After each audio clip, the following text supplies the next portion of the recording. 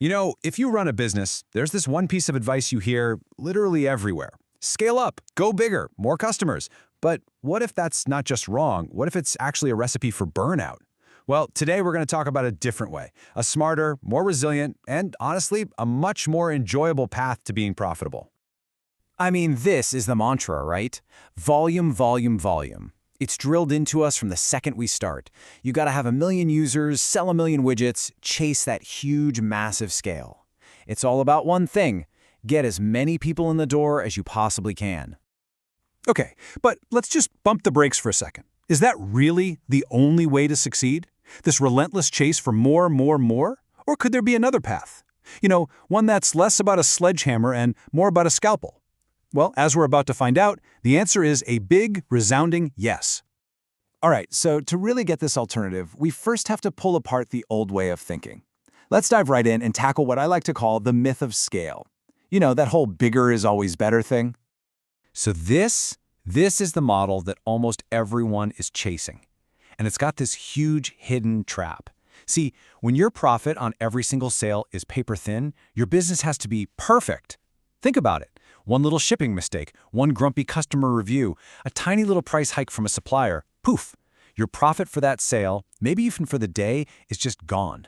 It's like you're on a hamster wheel, running this exhausting machine that has to keep growing just to stay alive. Okay, so if that's the stressful, fragile factory model, what's the other option? Well, it's a totally different way of thinking.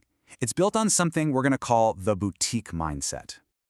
And here's the difference in a nutshell. The factory, that's all about pumping out tons of stuff for a low price. It's super fragile and it's always hunting for the next customer. But the boutique, that's more like a master watchmaker. It sells a few really special things for a great price. That makes it super resilient. The focus isn't on finding 1 million new people. It's about giving an incredible premium service to the few clients you already have. Look, that all sounds nice in theory, right? But let's get into the actual math, because that's where you see just how powerful this really is. This is where you see the financial breathing room this model gives you. So let's talk about the math of resilience. Okay, let's just run a quick example. Imagine you sell something premium. Maybe it's a consulting package, a high-end coaching session, whatever, and you sell it for $1,000, a nice round number. Now, let's say it only cost you about $100 to actually deliver that service. Right off the bat, you're looking at a $900 profit from one single sale. That's a huge, healthy margin. But you know how it is. Things go wrong. Business is never that clean.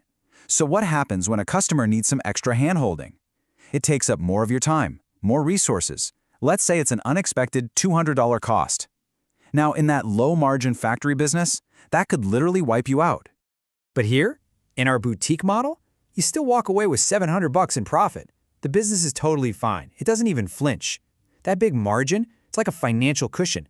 It's your shock absorber for when things inevitably don't go perfectly to plan. And that financial resilience, well, it leads to something that's honestly even more valuable than just the money. It creates freedom, real freedom, in how you run your business and, frankly, your life. And it all stands on what I like to call the 3 pillars of freedom. Okay, so pillar number 1 is stability and predictability. Just think about it. You only need a handful of really happy clients to make your numbers, so you can stop the frantic chase for 1 million customers and just focus on doing amazing work for the ones you have. Pillar 2, this is a big one: time and energy freedom.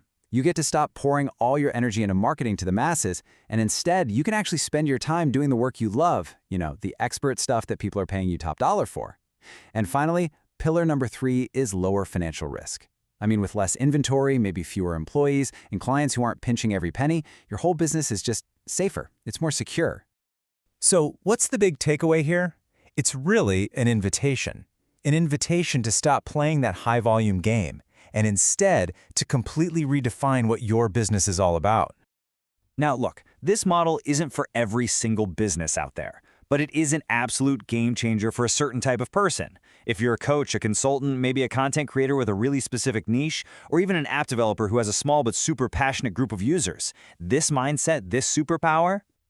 So here's the bottom line. It's simple, really. Stop chasing everyone. Instead, focus on a small group and give that small group an experience that is so good, so unparalleled, that they literally can't get it anywhere else.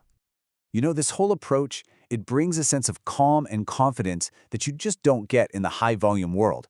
you'll sleep better, and trust me, your bank account will thank you. So I just leave you with this one question to think about.